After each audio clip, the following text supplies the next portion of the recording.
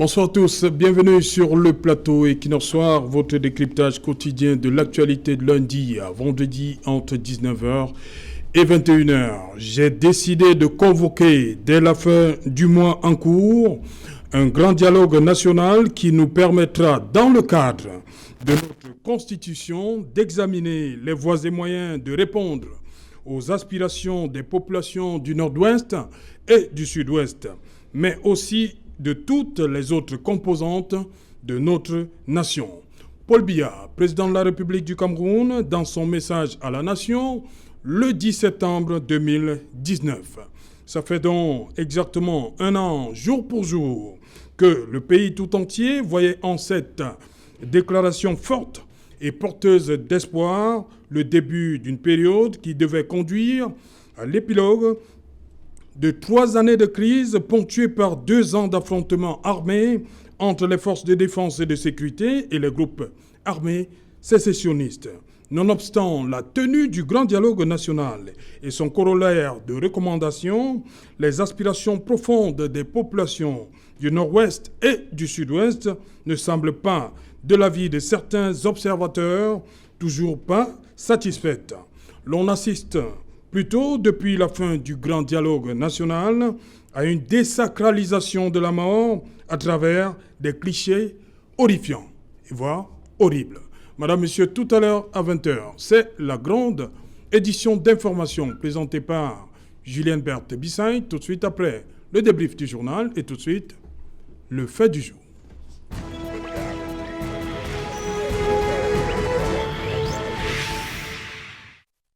La convocation du grand dialogue, que retenir, madame, monsieur? C'est une interrogation, bien évidemment, pour tenter de comprendre ceci. Nous avons invité en plateau Charles Elisan. Bonsoir.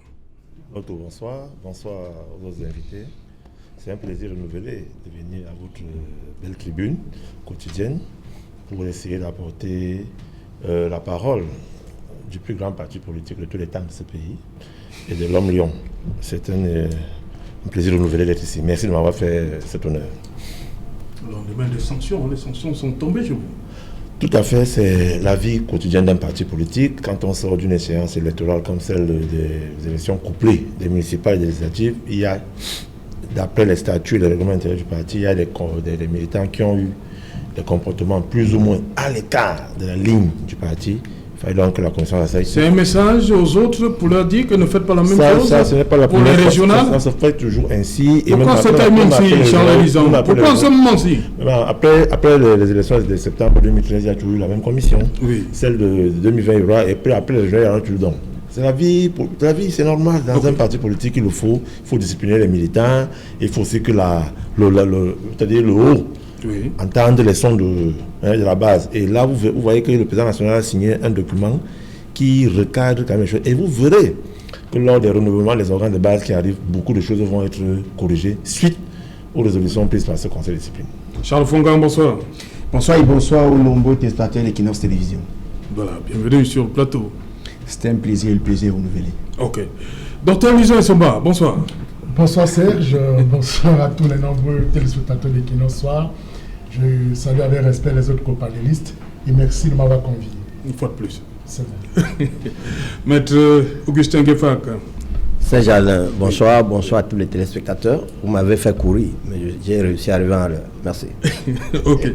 Charles Elisan, 365 jours nous séparent de cette sortie du président de la République. C'était exactement le 10 septembre 2019. Pour vous, ce que le président a annoncé, c'est-à-dire, je vais relire, de permettre, dans le cadre de notre Constitution, d'examiner les voies et moyens de répondre aux aspirations des populations du Nord-Ouest et du Sud-Ouest. Pour vous, est-ce que vous sentez que quelque chose a bougé, oui, quelque chose a changé? Oui. Énormément. Oui. Permettez-moi de dire que le grand dialogue national n'était que l'une des pierres à mettre en place pour régler pacifiquement le problème dans le Nozo. On est parti de la mise en place d'un comité de bilinguisme et de multiculturalisme. On allait dans un plan de démantèlement, de réinsertion des ex-combattants. On est arrivé à la mise en place de tout un département de la common law à l'ENAM, le recrutement de plusieurs interprètes et traducteurs. Or, il fallait maintenant que les enfants du pays s'asseyent. Et une seule phrase de Paul Biya a retenu mon attention lors de son discours. Quand il dit, il y aura matière au cours de ces échanges que tous les fils et toutes les filles du Cameroun, notre cher beau pays, s'asseyent sans exclusive autour des idéaux de paix, de concorde et de progrès.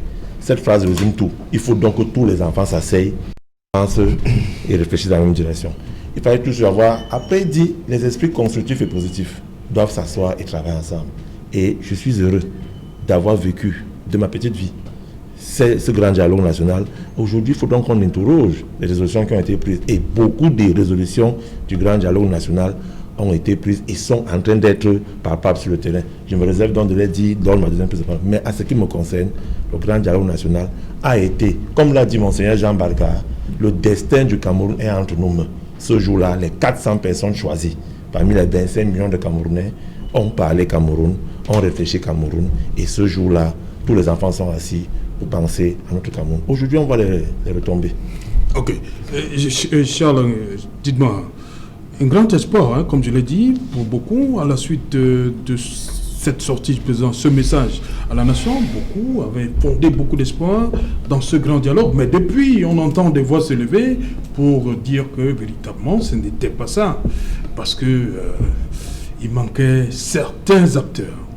Oui, concernés au oui, Charles Elie ici a voulu un peu travestir la volonté du chef de l'État en disant que c'était juste une solution, pas forcément la solution miracle, que c'était juste une solution, mais de l'esprit du chef de l'État, quand vous suivez ces discours-là, on comprend très bien qu'il fondait effectivement beaucoup d'espoir lui-même sur ce grand dialogue. La police, ce n'était pas une des solutions, c'était la solution ultime pour parvenir à une paix durable dans le Nozo. Mais malheureusement, on peut dire que la montagne a accouché d'une souris. Donc ce que nous retenons aujourd'hui, un an après la convocation de ce grand dialogue, c'est qu'effectivement, ce grand dialogue a eu lieu. C'est qu'effectivement, il y a eu beaucoup de Camerounais qui ont participé de tous bords, qu'il y a eu des résolutions, des recommandations et qu'il y a un début d'implémentation. Mais maintenant, si on va questionner aujourd'hui les retombées, les véritables retombées de ce grand dialogue-là, c'est-à-dire que, ou encore l'ultime qui était de trouver, d'aboutir à une paix totale et durable au sud-ouest, on n'en est pas encore là. Donc sur ce plan-là, on peut dire qu'il y a eu une grande messe, il y a eu un grand conclave qui a accouché de beaucoup de résolutions et de recommandations, mais malheureusement, un grand conclave qui n'a pas pu résoudre le problème pour lequel il avait été convoqué, à savoir le retour de la paix dans le Nozo. Donc je crois que dans la continuité, on va y revenir pour juster davantage. Docteur Lison Essomba, c'est votre avis également, beaucoup d'espoir, mais des bonnes recommandations. Hein. On était au stade des recommandations. Oui, mais aujourd'hui, on a du mal. L'implémentation boite un tout petit peu. Oui, c'est alors tout. Ce qu'il faille dire d'entrée de jeu à l'entame de ce propos, c'est simplement que l'État du Cameroun a, par anticipation, parce que vous savez, avant la tenue du grand dialogue, il y a une pression internationale venant de l'extérieur. Oui. Et je crois que quand nous regardons l'attitude de nos dirigeants, l'attitude du président de la République, ils n'aiment surtout pas voir intervenir sur le territoire camerounais des puissances étrangères.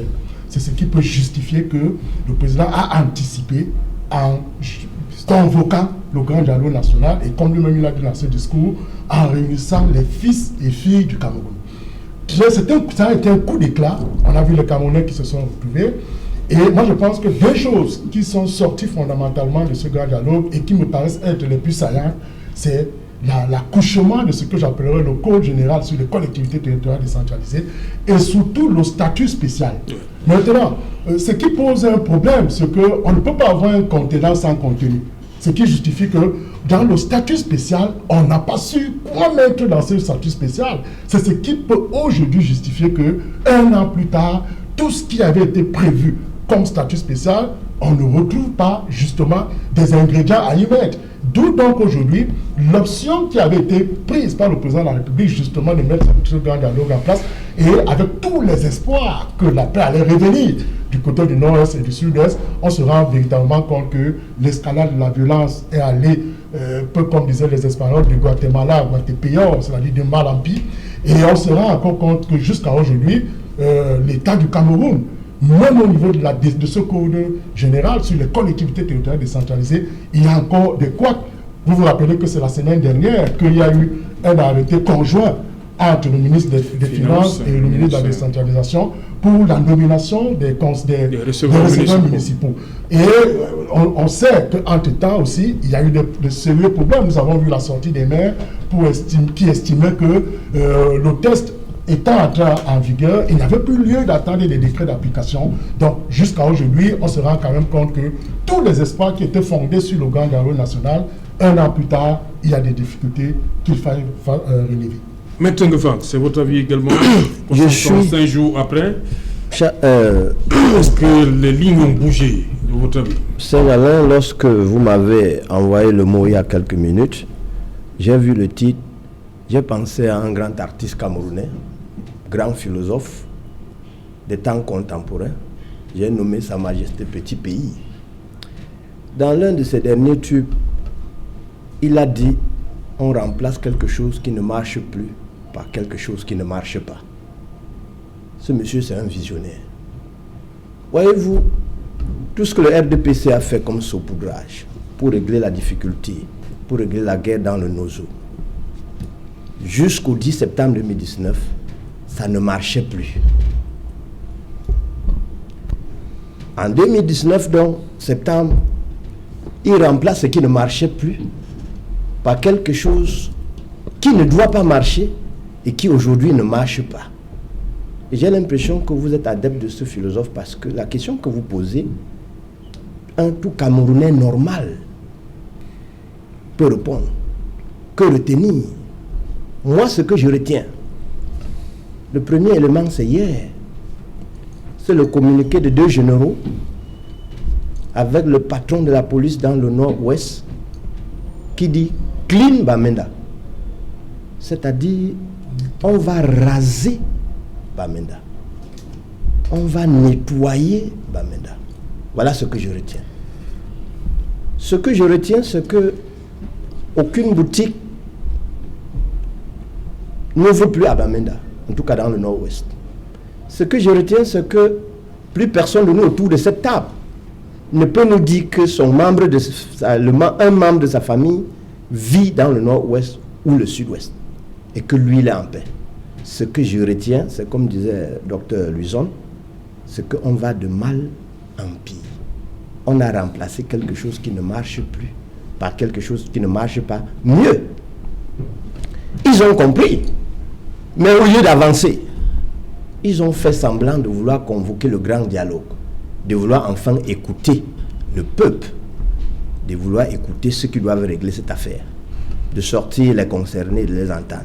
Mais comme d'habitude, il faut faire ce qui n'est pas bon. Voilà ce que je retiens. Voilà, Charles Lisan, justement, oui, c'est Jalin. Vous avez évoqué une panoplie de choses qui ont l'implémentation pour vous. Voilà, mais écoutez, Maître Ngefak tout à l'heure, et également Dr Lisan Isomba, on est allé de mal en pire. Il y a une seule image. L'image, j'ai dit, la désacralisation de la mort. Vous n'êtes pas sans savoir qu'il y a des scènes aujourd'hui qui font froid au dos, qu'on n'avait pas avant. Tout à fait. Comment comprendre qu'après le grand dialogue, qu'on en soit passé à cette étape? Je voudrais dire ici que Paul Biya est responsable de ce qu'il a dit, Oui. mais n'est pas comptable de ce que les uns et les autres ont compris. Paul Biya a dit que tous les enfants du Cameroun vont s'asseoir et travailler et causer. C'est le même Paul Biya qui dit: nous avons tendu la main à ceux qui avaient les armes. Et ceux qui ont accepté les déposer ont rejoint la vie normale à travers le comité de démobilisation, de démantèlement des réinsertions. Les autres qui continueront à tenir les armes par la main seront neutralisés. Le terme neutralisé dans la guerre signifie tuer. Mais c'est parce qu'on veut embellir pour dire, on dit neutraliser. C'est le président qui le dit. Il ne peut pas donc être en train de dire qu'il fonde des espoirs sur le grand dialogue. Et c'est le même qui dit encore que le grand dialogue serait la solution ultime. Non, Charles.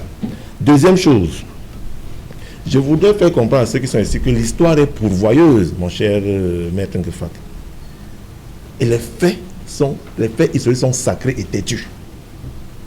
Nous qui avons fait l'école primaire, nous qui allons à l'école et non en classe, nous avons vu la création aujourd'hui de les Nations Unies, qui était avant la SDN, la Société des Nations. Vous savez qu'après la Deuxième Guerre mondiale, pour créer la Société des Nations, il a fallu 4 conférences dans 4 pays différents. Pendant ce temps, la guerre continuait, mais il y avait des zones qui étaient déjà pacifiées où le plan Marshall avait commencé à être fait pour reconstruire l'Europe. Je vous donne donc comme ça l'histoire. On ne crée pas l'histoire. On rénove, on réinvente les choses. Conférence de Yalta, Sochi, San Francisco et Paris pour créer la SDN.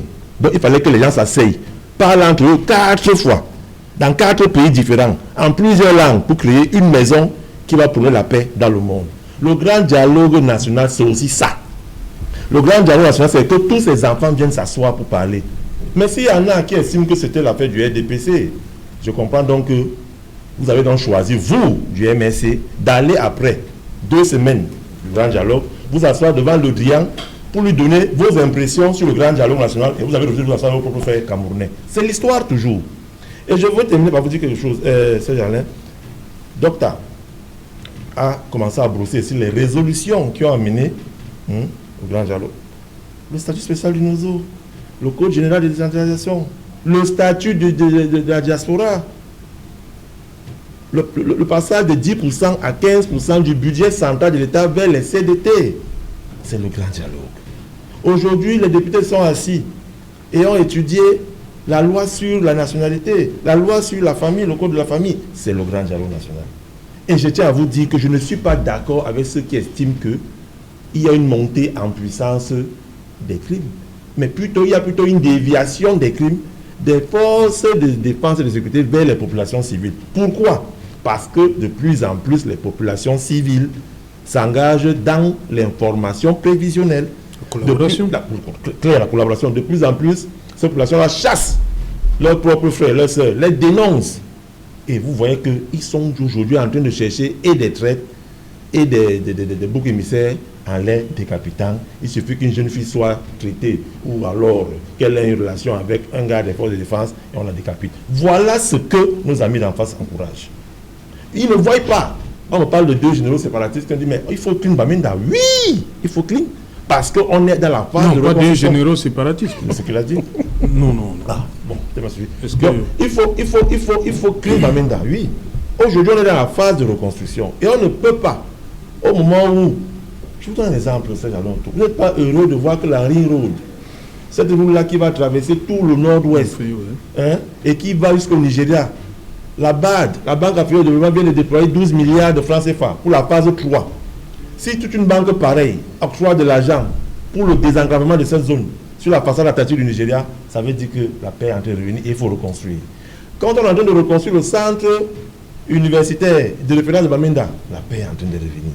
Quand on est en train de refaire la route Kumbama-Fait, la paix est en train de revenir. Il ne faudrait pas qu'on fasse croire ici aux gens que, et j'ai dit toujours, il ne faut pas qu'on prenne les exemples chez les Blancs. On ne copie pas chez nous. Et je pense mais Charles Lisant, il y a le dernier cliché de Bamenda la semaine dernière. 2 jours où les populations étaient... c'était pas supportable. C'est alors tout. Nous sommes dans... D'où peut-être cette l'opération spéciale Bamenda Clean. L'opération spéciale n'a rien à voir avec ce qui s'est passé lundi. Comment ça? Oui. C'était à la suite de l'assassinat du fonctionnaire de police. Il y en a qu'on a beaucoup assassiné comme cela. Ça tombé exactement quand le chef suprême des armées a donné le mot qu'il faut monter en puissance. Et ça, pourquoi seulement Bamenda alors? Mais on commence quelque part. On commence quelque part. Parlons-nous de manière globale. Non, c'est pourquoi seulement? Je veux comprendre pourquoi seulement Bamenda. Vous allez me demander pourquoi seulement quand on voulait pacifier l'Allemagne, pourquoi on n'a pas pris l'Allemagne de l'Est? On a gagné l'Allemagne de l'Ouest. C'est un choix.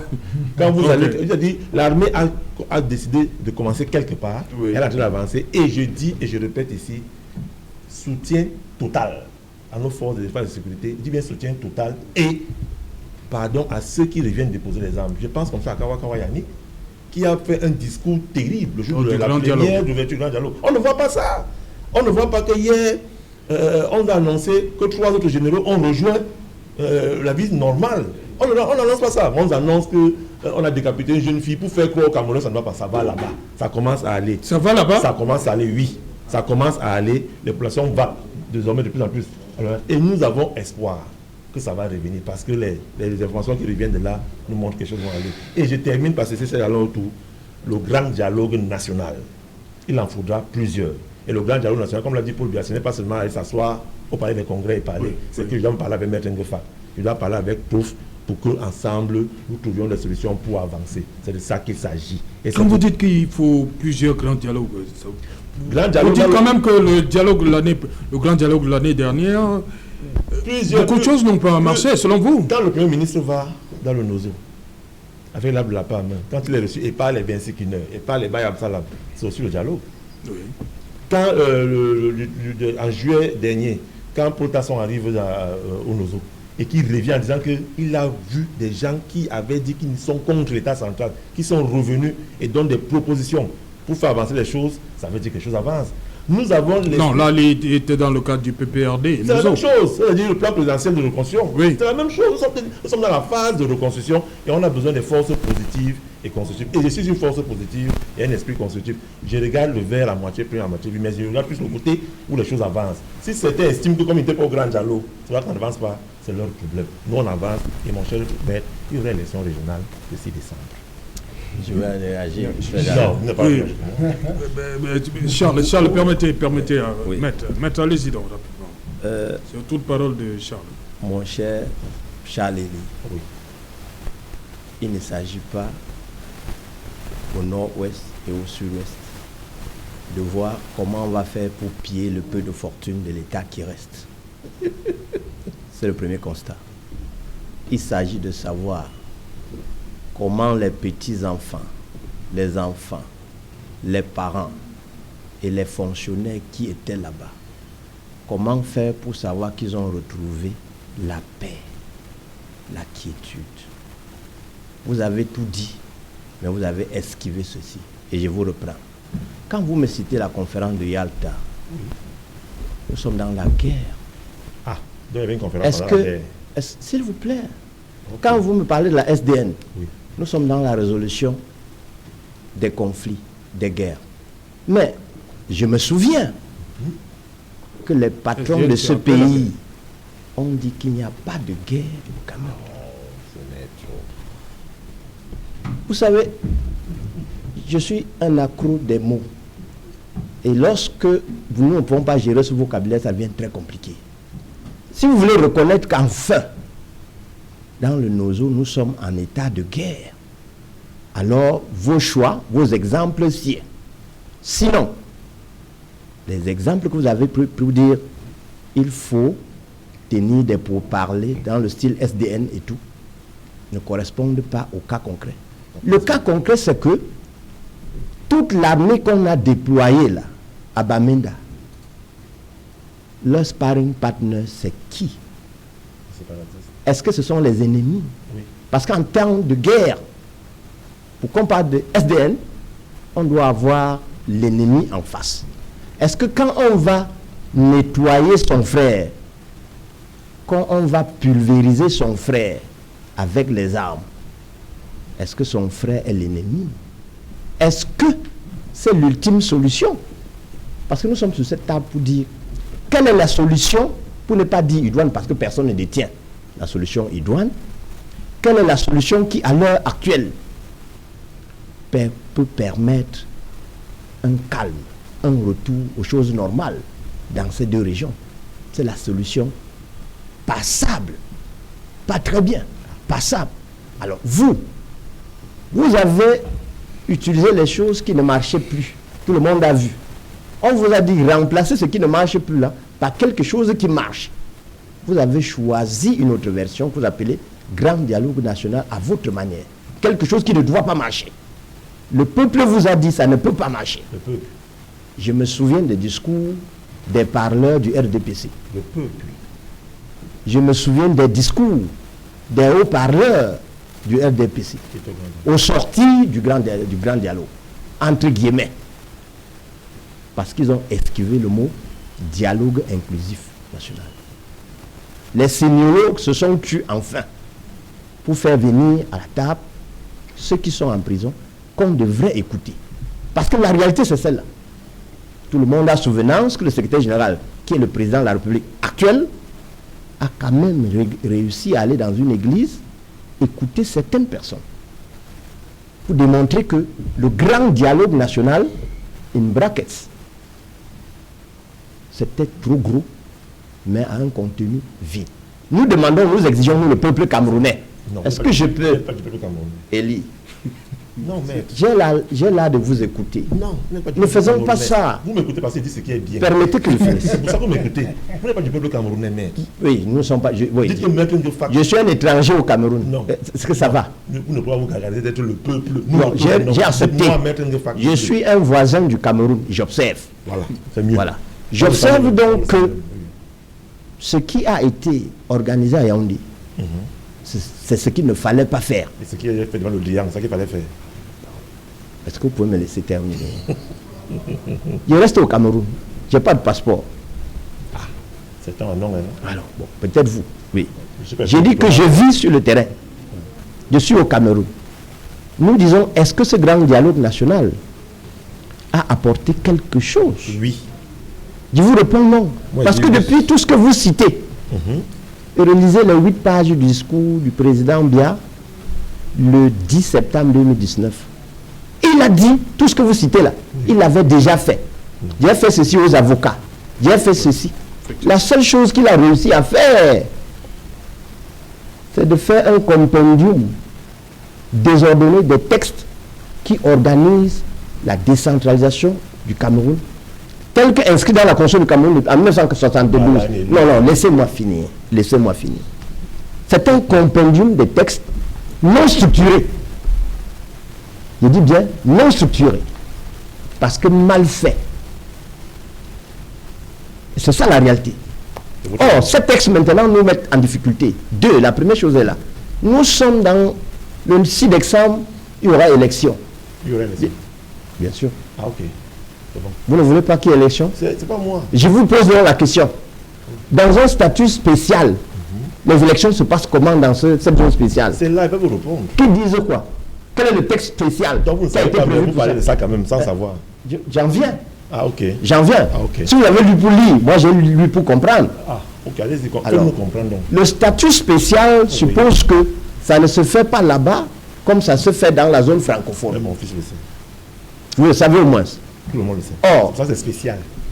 qu'est-ce qui sera créé là-bas spécialement le 6 décembre? Je reviens. Dites-moi comment vous allez gérer la House of Chiefs. Voilà. Il y en a même. Vous voyez?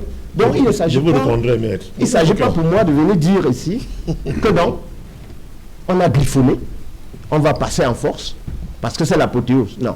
Nous disons ce que nous devons retenir du grand dialogue national. Je ne veux pas dire que c'était un fiasco, c'était les préliminaires au vrai dialogue. Si vous le reconnaissez aujourd'hui, au point de dire qu'enfin, il y aura d'autres dialogues, c'est le plus important. Alors, la question que je me pose maintenant est lisant. Oui, mais... La question que je me pose, nous attendons quoi depuis un an? Nous attendons quoi depuis un an pour passer au vrai dialogue national? Donc, quand le MSC sera là, ça le vrai dialogue national.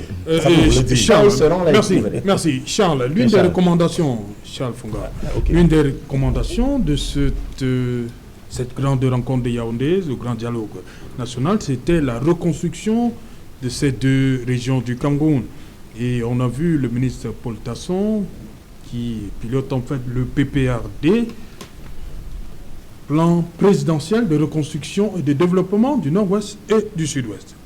Beaucoup ont pensé que c'était une équation très difficile parce que les armes continuaient de crépiter de ce côté et continuent même. Ok. Et je pense que le postulat qui fondait l'organisation d'un grand dialogue national était le retour de la paix à l'ONUSO. Oui. C'est-à-dire que sur la base d'une problématique, d'un contexte, d'une lecture du contexte, et aussi d'une écoute attentive, parce que beaucoup de Camerounais avaient souhaité qu'on puisse se rencontrer, le président de la République avait pensé qu'un grand dialogue pourrait donc apporter une solution à ce problème. C'est-à-dire que le postulat était la recherche, le problème était de résoudre la crise dans le NOSO. On a quand même vu que la méthodologie qui a été utilisée, on peut le voir, hein, ceux qui sont dans les universités, ils font de la recherche, on peut voir que est-ce que cette méthodologie était idoine? C'est vrai qu'on dit qu'il y a eu 2/3 des participants qui étaient anglophones, mais quand vous voyez les sujets qui étaient inscrits, quand vous voyez les résolutions qui en sont sorties, quand vous voyez l'implémentation, le rythme des implémentations, on se demande, est-ce qu'au final, on peut dire que le problème qu'on avait à résoudre, qui était la crise dans le NOSO, l'a été. Donc, au final, on peut donc dire que c'était un fiasco, c'était un échec. C'est-à-dire qu'on n'a pas pu résoudre le problème. Et fait, quand on pose un postulat, qu'il y a un problème, il y a les hypothèses qui sont avancées. Au final, on va voir si ces hypothèses sont infirmées ou confirmées. Mais si on s'en tient à ce qui s'est passé, on se rend bien compte que c'est non. Qu'on n'a pas pu résoudre ces problèmes, notamment la crise anglophone. Mais il y a eu beaucoup de résolutions, des très bonnes même d'ailleurs. Mais ce n'était pas pour résoudre la crise anglophone. Des recommandations et même un début d'implémentation. Mais voyez-vous, cela ne profite pas aux NOSO. Quand on parle aujourd'hui de cause générale des comités décentralisés, ok, s'il y a la paix, cela va profiter aux NOSO. Il y a un statut spécial, mais s'il y a la paix, le statut spécial pourrait profiter aux NOSO. Mais pour le moment, il n'y en a pas. Donc du coup, ceux qui sont allés, on est allé résoudre un problème qui n'était pas, qui n'existait pas. Et on a laissé de côté, on a éludé, on a évité le véritable problème qui est là aujourd'hui. Bon, je vois comme depuis on fait du saupoudrage, vous avez Charles Elie, mon homonyme, qui dit que bon, beaucoup de choses ont été faites, c'est grâce à cela. Mais je dis, on y est allé pour résoudre un problème clair, qui était la crise dans le NOSO. On en ressort avec le même problème un an après. Nous en sommes aujourd'hui. Bamenda Clean est la preuve que le grand dialogue national était un échec. Le fait qu'aujourd'hui, soit encore parler de Bamenda Clean, qu'aujourd'hui les âmes soient encore en train de crépiter, c'est la preuve qu'on a échoué. Et quand on parle de reconstruction, comment est-ce qu'on peut reconstruire alors qu'il n'y a pas encore la paix? Ça, c'est mettre la charrue devant les bœufs. Donc, on dit Paul Tasson qui va au sud-ouest. Moi, j'ai envie de dire qu'il fait du one-man show. Aujourd'hui, il y a beaucoup d'argent qui a été débloqué. On ne peut pas. Donc, nous restons sur le grand dialogue et nous constatons que il y a eu un problème qu'on a voulu résoudre qui est clair, qui est un problème réel. Il y a eu des hypothèses qui ont été posées, qui ont été énumérées. Il y a une méthode qui a été utilisée qui est mauvaise. Et au final, on aboutit à un résultat qui ne peut pas permettre de résoudre le problème. Charles parlait tout à l'heure du plan Marshall. Non, le plan Marshall, je dis très bien qu'on n'en est pas là. Je suis d'accord avec vous. C'était Le pas la plan même Marshall, configuration. c'était après la guerre. C'était après la Deuxième Guerre mondiale. Le plan Je de reconstruction. Je peux reprendre ce que j'ai dit. Voyez-vous, nous sommes tous pour la reconstruction. Nous sommes tous pour la reconstruction. Nous disons qu'il y a eu un grand dialogue. Aujourd'hui, on parle de ce grand dialogue-là. Il y a une convocation d'une grand-messe. Et voyez-vous, à cette convocation-là, on se rend compte que un problème a été posé, mais qu'au final, on n'a pas pu trouver une résolution. On n'a pas pu résoudre le problème. On en est là aujourd'hui. Il ne faut pas dire, oh voilà, aujourd'hui il y a un statut spécial, promotion du bilinguisme. Mais à qui profite la cette promotion du bilinguisme? Est-ce que cela profite à ceux qui sont dans le NOSO aujourd'hui? Il dit en l'état actuel des choses. Est-ce que cela leur profite? Cela pourrait leur profiter plus tard, non, si jamais il y a la paix. Mais on n'en est pas encore là. Donc aujourd'hui, le grand dialogue national a été un échec. Pourquoi? Parce que les acteurs, la méthodologie utilisée a abouti à des recommandations qui ne pouvaient pas permettre véritablement d'avancer. Qu'est-ce qui a manqué? Je dis ceci. Je dis qu'on a fait du saupoudrage en inscrivant des thèmes qui n'étaient pas de nature au final à votre avis, qu'est-ce qui a permettre la manqué? résolution du problème anglophone. Qu'est-ce qui a manqué, à votre avis? Et la méthode était mauvaise. Qu'est-ce qui a manqué? La méthode était mauvaise. On ne peut pas aller à une grande messe comme celle-là, non. Oui. On peut aller à une grande messe comme celle-là en éludant certains problèmes qui pouvaient véritablement permettre d'aboutir à un changement de gouvernance. Ça même fait pas de 3 gouvernance. minutes que vous le dites. Qu'est-ce qui a manqué? Je dis très bien que qu'est-ce qui a manqué? La volonté de véritablement régler le problème du Nord-Ouest et du Sud-Est. C'est cela qui a manqué. Donc vous pensez que Cette tout le monde n'a pas la volonté de Tout ce qui régler? s'est passé, c'est le saupoudrage. Aussi n'avait pas envie de régler ce problème. Son côté n'a pas envie de régler ce problème. Je vous dis, quand vous regardez le postulat, vous regardez la méthodologie, dites ce qu'il faut dire. Qu'est-ce qui a manqué? Qu'est-ce qui a manqué? La volonté. Je vous dis, tout est dans la volonté. La Charles, volonté politique. Mon fils ne comprend pas La ça. volonté politique. Laquelle? De résoudre la crise anglophone. Qu'est-ce qu'il fallait faire? On a eu beaucoup de personnes qui ont été Dites ce que vous voulez dire que mais ce n'est pas ici. Ça va régler. Nous sommes ici pour analyser le grand dialogue national. Ok.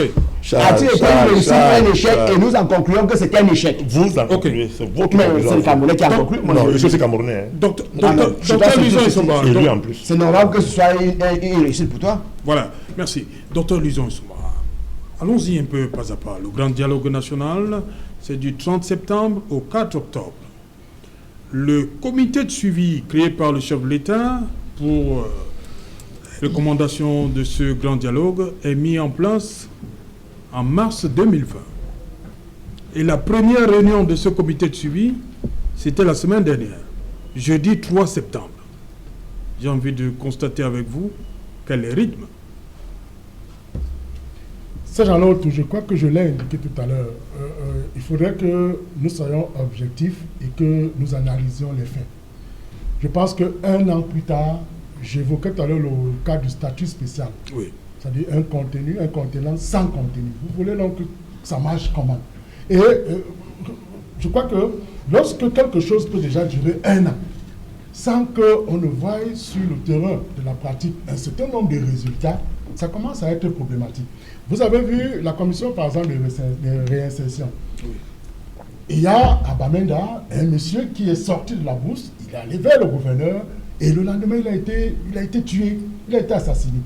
Parce qu'on lui a demandé de porter le message à ses camarades qui sont en brousse. Donc c'est pour dire quoi? C'est pour dire en réalité que le grand dialogue, nous sommes tous unanimes des institutions qui ont été mises en place par le président de la République.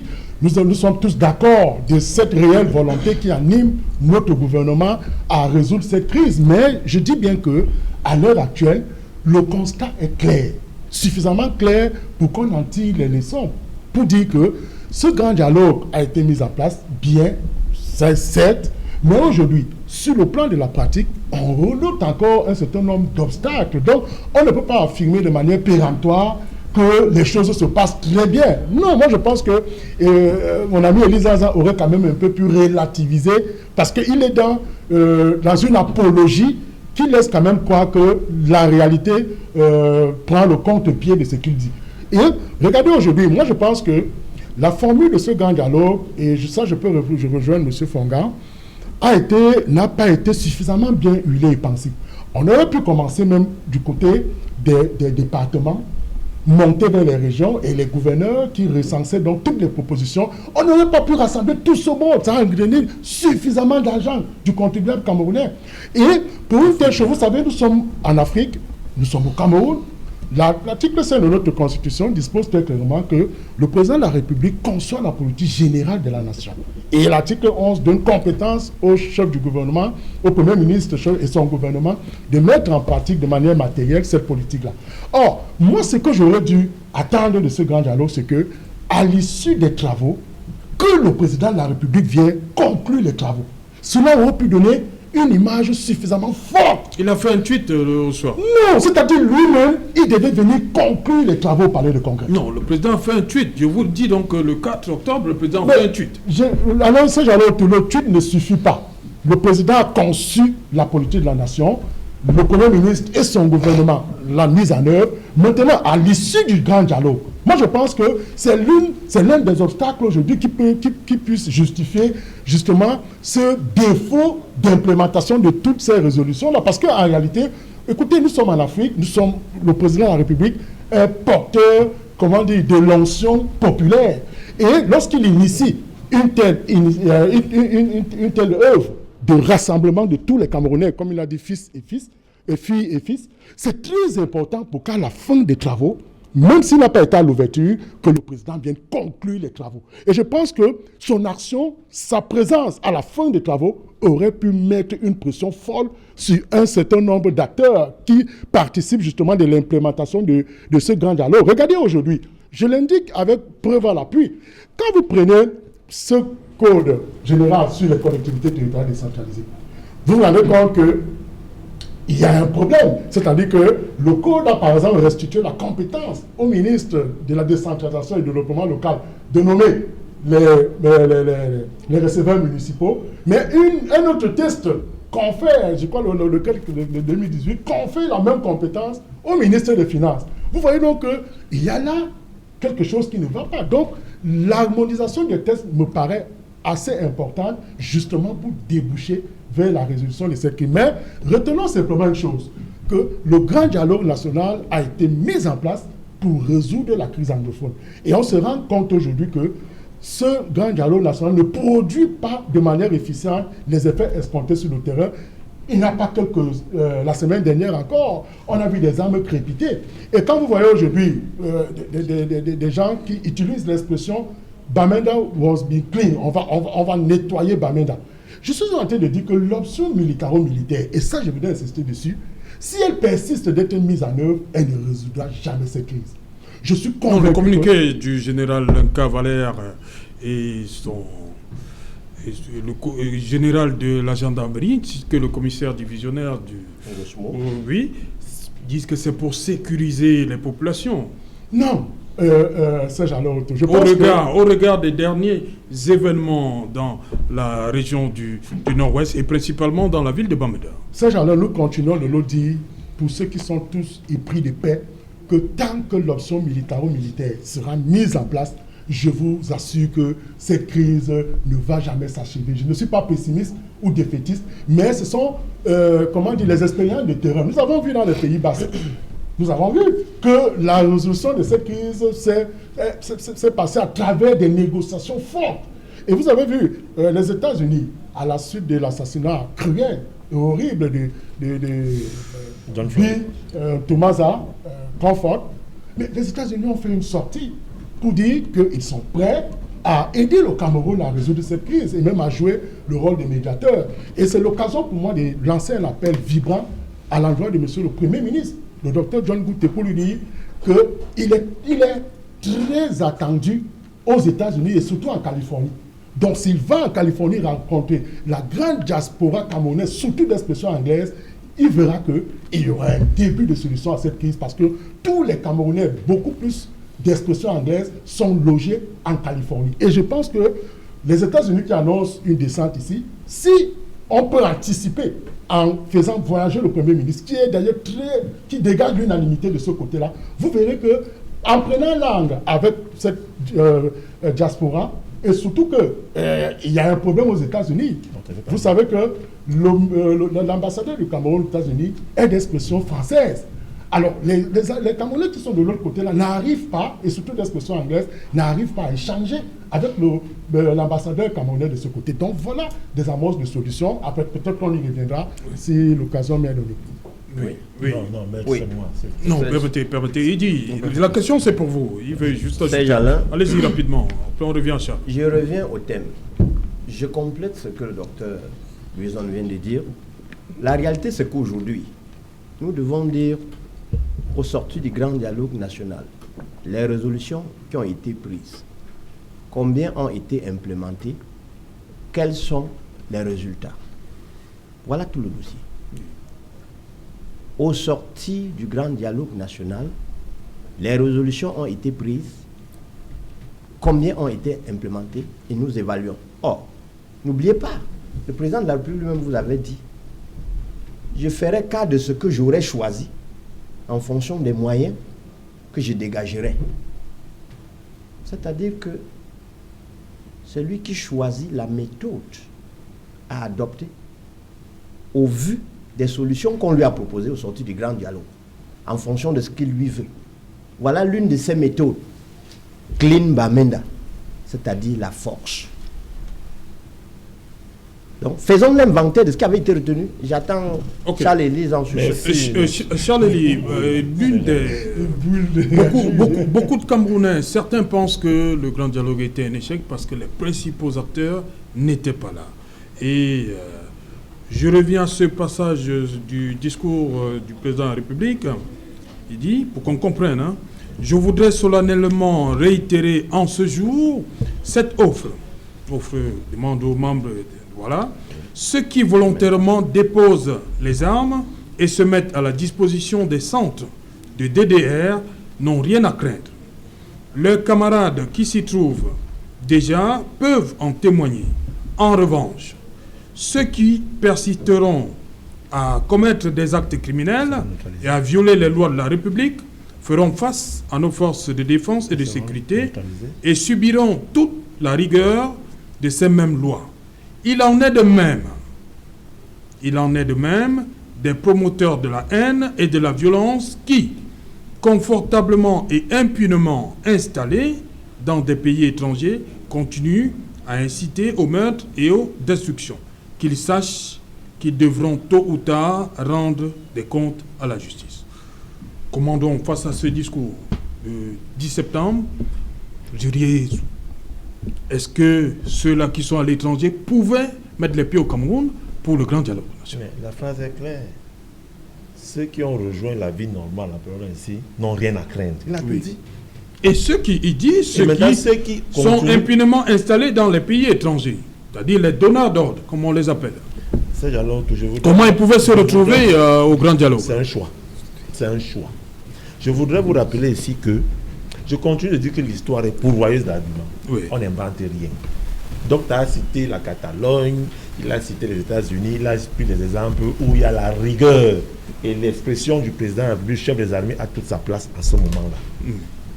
Oui, ceux qui sont là-bas et qui financent ces actes ignobles dans notre pays vont faire passer à la loi. Maintenant, il faut qu'il y ait justement des conventions entre ces pays-là et le Cameroun. Si les États-Unis veulent vraiment aider le Cameroun, les États-Unis connaissent exactement qui, là-bas, finance le terrorisme. C'est tout.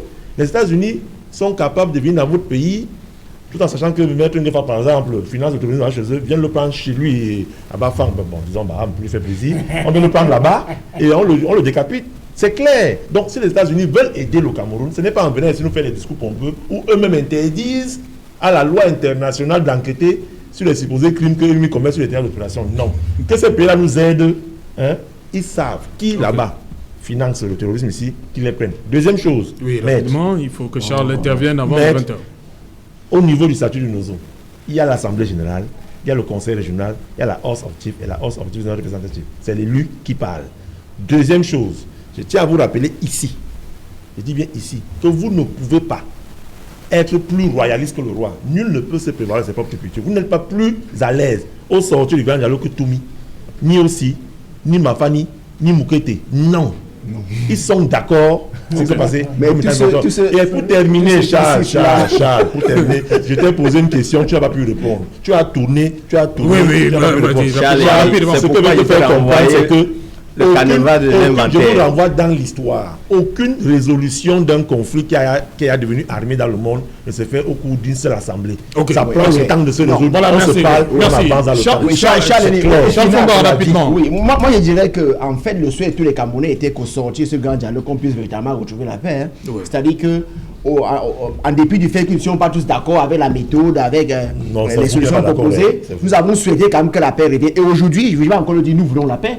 Nous souhaitons que, même si le grand dialogue n'a pas été ce qu'on escomptait, moi, mon souhait, c'est qu'aujourd'hui, ceux qui prennent encore les armes au nord et sud-ouest puissent déposer les armes. Parce que j'ai peut-être la chance, la malchance ou la chance d'être originaire de cette partie du pays. Moi, je sais de quoi je parle. Je peux parler dans mon village depuis au moins 4 ans aujourd'hui. Donc, je sais de quoi je parle. Donc. Et ceux qui, parfois, sur les plateaux, en sens, applaudissent, ceux-là qui tuent et décapitent dans le nord-ouest sont les ennemis de la paix. Parce que moi, que vous voyez, au-delà de tout, au-delà du fait que je pense qu'il n'y a pas une véritable volonté politique de mettre fin à la crise, je ne peux pas pour autant applaudir ceux qui décapitent, ceux qui font du mal dans ces régions. Je pense que même pas les armes, on ne pourra pas également trouver la solution. Mais tu ne les condamnes pas en tant que journaliste. Mais je suis en train de le faire, je suis en train de le faire. Ce n'est pas le rôle d'un journaliste. Le rôle du journaliste n'est pas venir condamner, on présente les faits. Ce n'est pas le rôle du journaliste. Ce n'est pas une question de choix. Merci Charles. On revient après le journal, c'est promis. Elle est déjà là, Julienne Berthe Bissaï, c'est pour le 20h de ce jeudi. Bonsoir Julienne Berthe. Au menu ce soir. Bonsoir Serge Alain. Comme une traînée de poudre, la nouvelle s'est répandue cet après-midi. Cyril Sambaka quitte le navire Union démocratique du Cameroun après 30 ans de militantisme dans cette formation politique. Le premier vice-président de ce parti accuse certains hauts cadres d'avoir confisqué le parti depuis la mort de son président fondateur, Adamou Ndamdjoya. Vous l'écouterez dans le journal. Vous savez, Serge Alain, autour, nous sommes en saison de pluie et plusieurs axes routiers ne cessent de se dégrader.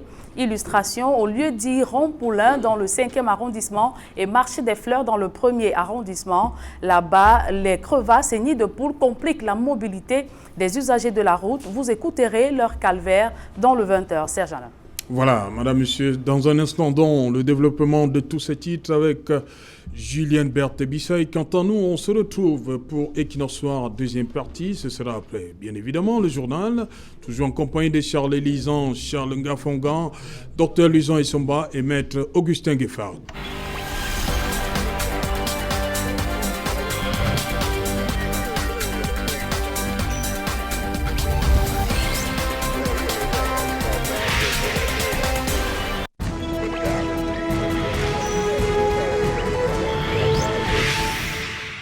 Retour sur le plateau Equinox Soir, deuxième partie, c'est la partie consacrée au débrief du journal. Madame, monsieur, toujours en compagnie du docteur Luisan Essomba, Charles Lisan, Charles Ngafonga et Maître Augustin Gueffard. Maître Augustin Gueffard, Cyril Sambaka qui annonce aujourd'hui, ce jour, ton départ de l'UDC. Pour vous, c'est arrivé un peu tard? Non, ce n'est pas arrivé tard, mais c'est l'expression de l'émiettement du multipartisme au Cameroun. Oui. Parce que on se pose toujours la question de savoir pourquoi plus de 200 partis politiques dans un pays comme celui-ci qui a de la peine à décoller en termes d'opposition. Cyril Sambaka, depuis presque 5 ans, était l'unique leader réel et convaincu de l'UDC. Il a compris, il a tout fait pour respecter sa parole donnée au leader, paix à son âme, mais les férus du parti l'ont poussé à la démission. Donc, à lui de faire le bon choix, de retrouver le côté qui réponde mieux à ses aspirations, où il pourra mieux s'exprimer, où il pourra mieux protéger les intérêts des laissés pour compte. Voilà. Voilà, Dr Louison Issomba, Cyril Sambaka dit justement dans sa sortie d'aujourd'hui, il parle des dérives et dévoiements observés à l'UDC depuis le décès du leader de l'UDC, le docteur Adamu Ndamdjoya. Il pense qu'après plusieurs tentatives, plusieurs démarches infructueuses, il veut en fait s'y prendre autrement sur le champ politique. Bien entendu, je crois que sa démission était quelque chose de prévisible. Parce que... Voilà pourquoi j'ai demandé à Ahmed, est-ce que ça arrive tard? Non, moi je pense pour vous, ça arrive un peu tard? Non, ça arrive après nommé. J'ai vu Sambaka du vivant du docteur Adamu Ndamdjoya.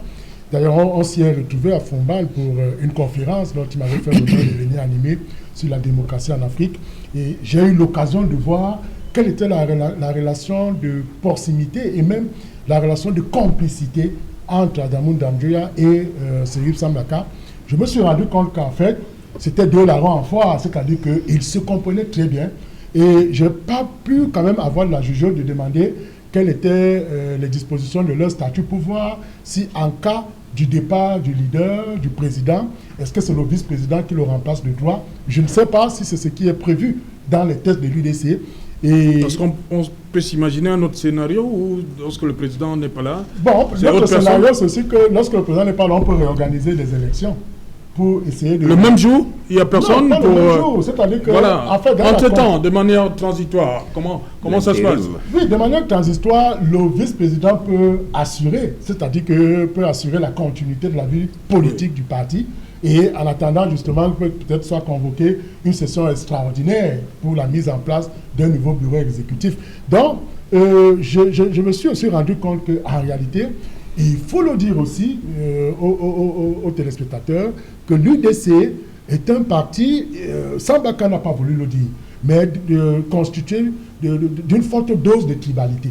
Parce que quand vous regardez très bien la structuration de ce parti, nous étions à Fumba, on a constaté qu'en fait, c'est Sambaka qui donnait à ce parti une coloration sociologiquement haute. Oui. Vous voyez, mais après son départ, ce qui est évident, il ne pouvait pas échapper à l'action de gourous qui entouraient, bien entendu, voilà, Adamu Ndamdjoya. Et ce qui était évident, et ça je l'avais déjà mis en prévision, que si Adamu Ndamdjoya n'est plus là, bien évidemment, Sambaka va jeter l'éponge et je crois que c'est ce que nous vivons ce soir. Charles Ngafongan, ce qui arrive aujourd'hui, Cyril Sambaka qui claque la porte, vous le comprenez? Oui, vous comprenez Cyril Sambaka? Non, on le comprend. On avait souhaité, à un moment, on avait pensé que cela arrivait beaucoup plus tôt. Voilà.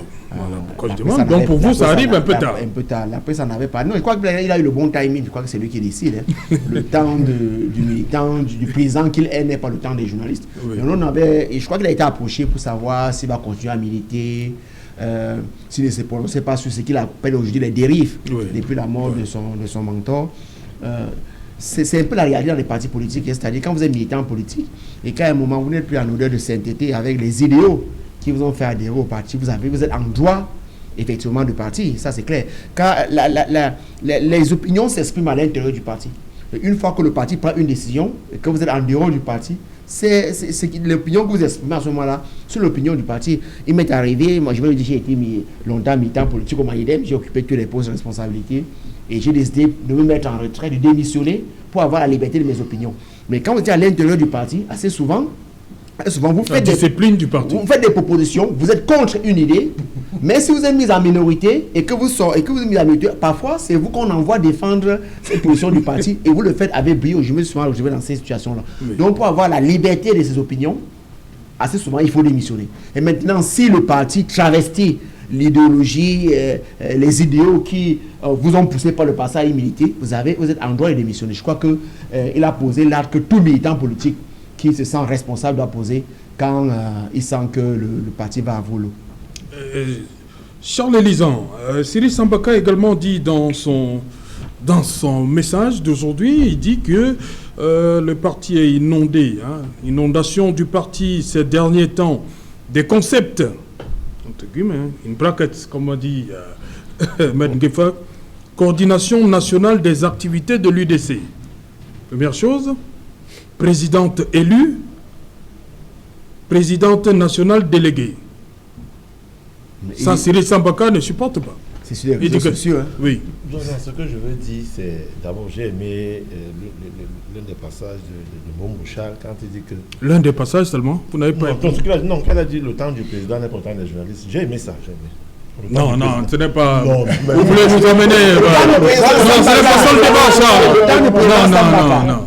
Du président pour lui aussi, bon. Le nombre de partis politiques, même c'est 400, c'est la liberté maître. Il faut qu'on... C'est ça.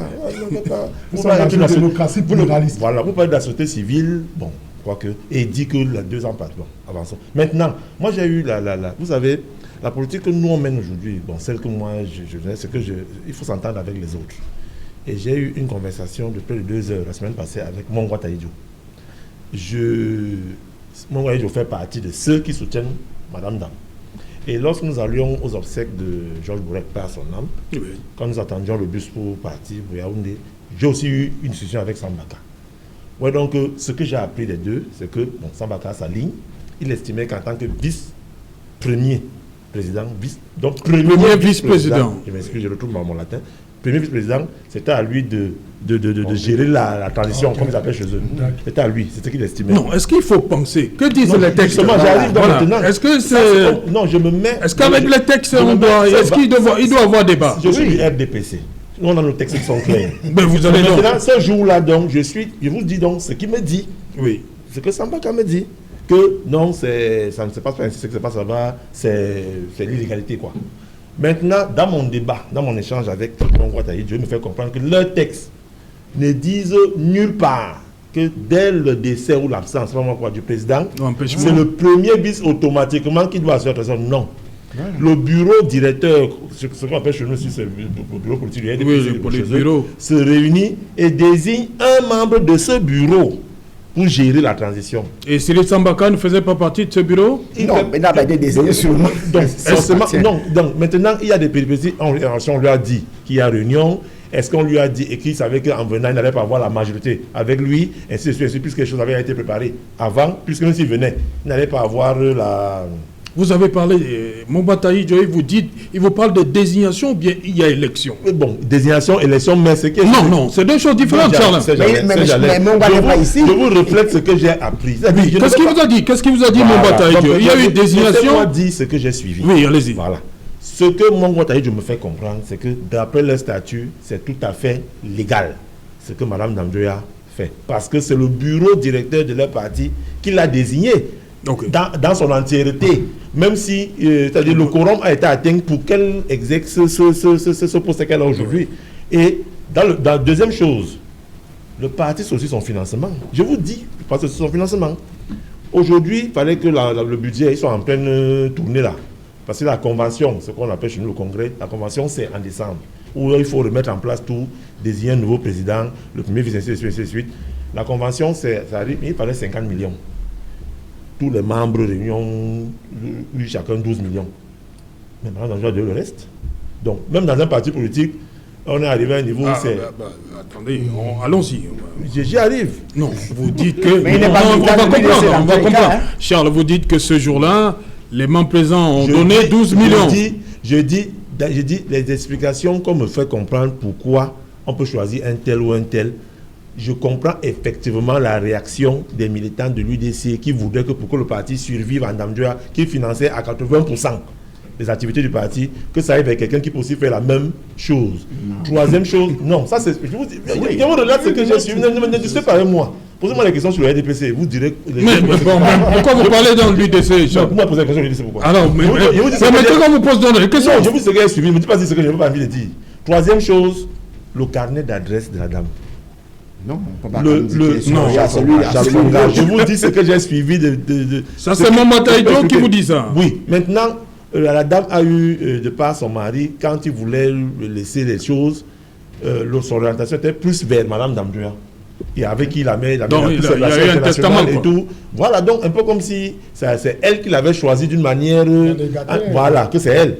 Maintenant, du côté de Sam Cyril, estime que non, les choses n'ont pas été respectées et que c'était lui, de manière formelle, qui devait assurer. Donc on peut comprendre qu'il part. Moi, je vous explique pourquoi des deux côtés. Maintenant, si on va voir la vérité, comme on dit au quartier, la vraie vérité, excusez-moi, appelons Mangwa Taïdjo, on appelle Sam Cyril Baka. Et ils sont différents, les Camerounais. Comment ça se passe à l'UDC pour assurer. Moi, j'explique ce qui s'est passé et je peux comprendre. Maintenant, en tant qu'individu qui aime beaucoup, avec beaucoup de respect que j'ai pour Sam Baka, il est parti. Il a dit qu'il continuerait ailleurs où il pourra trouver. C'est un grand monsieur de la politique. Tu l'as dit de RDPC? Non, si Sam Baka vient au RDPC, c'est bien. Il serait heureux de l'avoir parce que c'est un monsieur qui m'inspire beaucoup. Il n'y a pas de fine bouche à faire. Et c'est ça la vitalité d'un parti. Et s'il veut réussir, je lui dis, mon père, tu connais là où tu dois partir. Il n'y a qu'un seul choix. RDPC. Bien sûr. Voilà, on parle donc de cette opération spéciale Bamenda Clean, Maître Gefak, oui. Le trafic entre Douala et Bamenda fortement perturbé. On a peur de rejoindre la capitale de la région du Nord-Ouest, oui. Par rapport à cette atmosphère. Oui, c'est vous comprenez? Avant de vous répondre, je vais régler en 30 secondes une préoccupation politique que Charles Eli a évoquée. Oui. Il dit que lui, il ne trouve aucun inconvénient à ce que le Cameroun ait 1000 petits partis politiques en termes de partis d'opposition. La réalité, c'est que je vais lui dire que ça fait le jeu du parti au pouvoir et c'est lui qui entretient. Parce que c'est un des ennemis de la démocratie d'avoir autant de partis politiques. Ah bon. Et le parti qui est au pouvoir, il fait tout pour détruire cet élément de la démocratie. Pourquoi?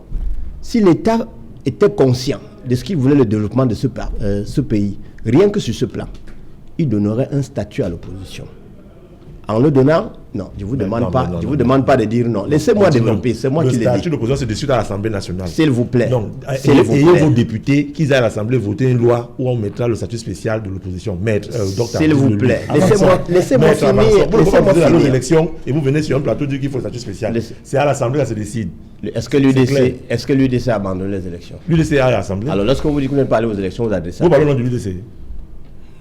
Est-ce que nous avons... Moi, j'ai parlé de l'UPC ici. Non, mais... Est-ce que nous avons développé... Vous ne pouvez pas être contre les élections et vous voulez qu'on fasse les choses comme vous voulez. Allez à l'Assemblée, vous avez la majorité qu'il faut, vous mettez en place une loi qui fera en sorte qu'il y ait le statut spécial de l'opposition. C'est simple. J'ai l'impression qu'il est hors de mon sujet. Non, ici, dans le sujet, on se comprend. Bon, revenons à la question. Oui, sur le trafic, là, qu'est-ce qui peut expliquer cela? Oui. On a peur de... L'opération spéciale en elle-même, les gens ont peur de rejoindre. Ça participe des secrets. Une psychose qui est née de... Non, la psychose, c'est parce que il y a un déficit de communication. Non, il y a un déficit de culture sur la gestion de la sécurité. Les militaires, le BIG, qui se trouve à Bamenda, ne pouvaient pas dire au grand public, nous allons couper la circulation. Parce que si on les laisse faire, élément premier, le flux entre ceux que ville propre de Bamenda qu'on combat, et ils pourraient utiliser ce canal-là pour échapper. Donc, pour contrôler le territoire, l'un des éléments de sécurité, c'est interrompre la circulation entre l'extérieur et l'intérieur de cette zone. Donc, la réalité, c'est que... Non, ce n'est pas interrompu. Non. Les gens... Et ils ont un problème. Oui. Ils disent qu'ils ont peur d'y accéder. Voilà. Oui. Et ils savent qu'ils ne peuvent même pas accéder. Comment ça? Comment ils ne peuvent pas? Bon. Jusqu'à ce que l'opération clean soit vraiment propre. Non, Bamenda n'est pas coupé du reste du Cameroun. On ne peut pas le dire de visu. Mais chacun sait qu'il ne va pas entrer. Chacun sait qu'il n'entrera pas. Vous n'allez pas entrer. Parce que si vous entrez... Si vous entrez, vous posez plus de problèmes que de solutions qu'on recherche. Vous allez fragiliser le système qui est là. On ne doit pas divulguer jusqu'à ce que ce soit propre. C'est-à-dire jusqu'à ce que le dernier soit tué. Non. C'est ça qui est la question. Dernier qui... Bon. Les derniers qui... Ceux qu'on recherche. Ah, ok. Ceux qui sont en train de mettre à mal la vie là-bas. Qui?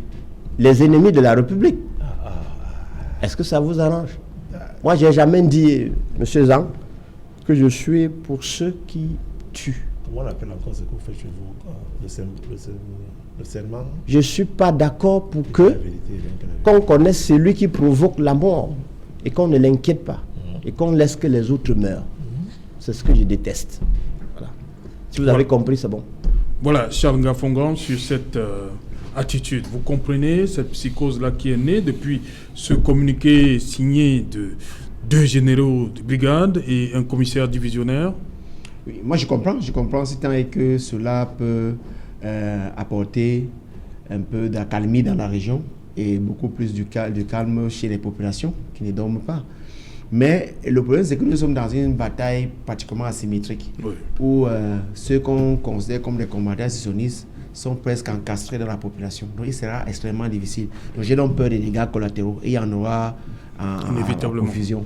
Donc comment identifier un sécessionniste dans une famille où peut-être vous arrivez, il y a 5-7 enfants dans la maison, quand bien vous avez un fils sécessionniste, est-ce que les autres méritent de mourir? Parce que les enfants ont leurs options. Quand on dit généralement au quartier, quand vous accouchez un enfant, mettez au moins un enfant, son cœur, vous ne le maîtrisez pas. Donc, il y a des situations dans toutes les familles. Nous qui sommes de cette partie, vous avez parfois des frères qui se retrouvent dans ces situations-là, mais c'est contre l'approbation de tous. Donc, ça sera donc extrêmement difficile, nous avons peur de dégâts collatéraux. Mais nous aurions souhaité qu'on procède comme on a fait dans le Grand Nord. On a vu qu'on a réussi à faire corps avec la population, au point où la population adhère totalement à l'action armée, à l'action de l'armée. On ne comprend pas pourquoi est-ce qu'on n'a pas tenté cela dans le NOZO. C'est-à-dire que s'il y a l'approbation de la population, on peut aller jusqu'à la contribution de la population.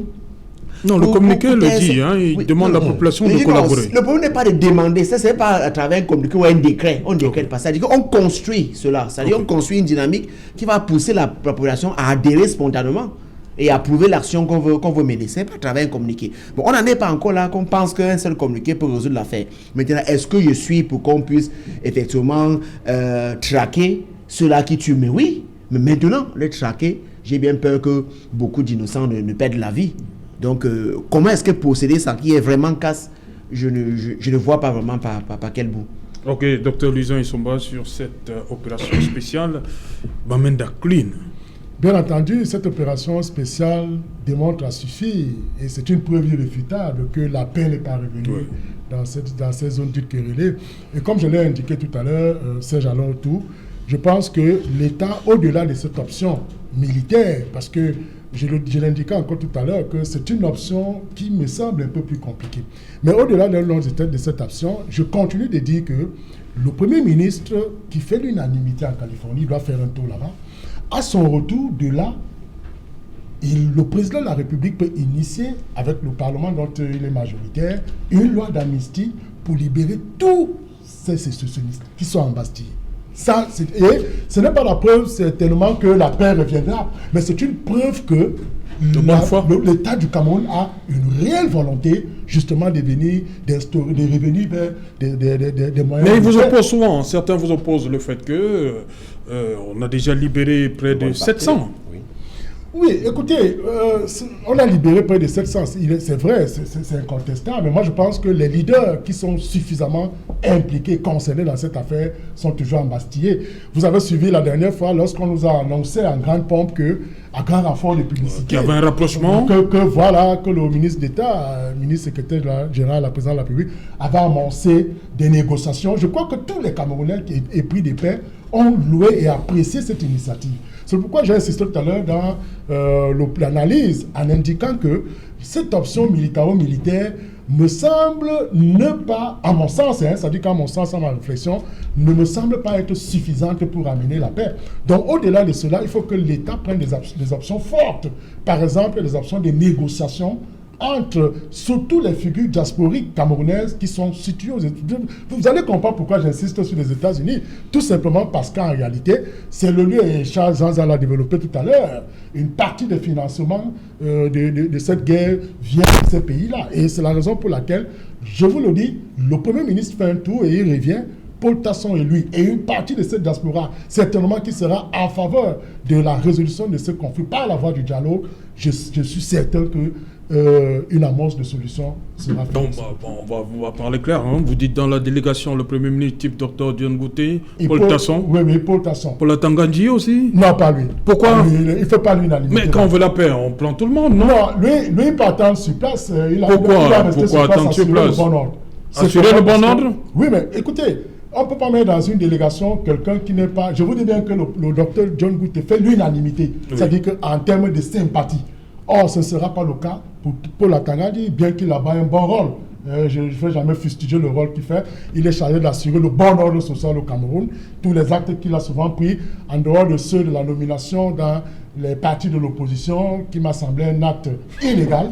Je pense qu'il a souvent pris des bons actes. Mais lorsqu'on veut la paix, est-ce qu'on doit exclure donc des Camerounais? Non, écoutez, est-ce que ce n'est pas le temps de... Non, écoutez, monsieur... Moi, j'ai en mémoire la commission Vérité et Réconciliation en Afrique du Sud, où le bourreau et les victimes se regardaient, les bourreaux et les victimes se regardaient dans les yeux. C'est une question de sympathie. Oui. Et c'est une question de confiance. C'est-à-dire qu'en réalité, vous avez vu la dernière fois, le ministre Paul Atangandji a pris un acte interdisant, formalisant l'achat des machettes.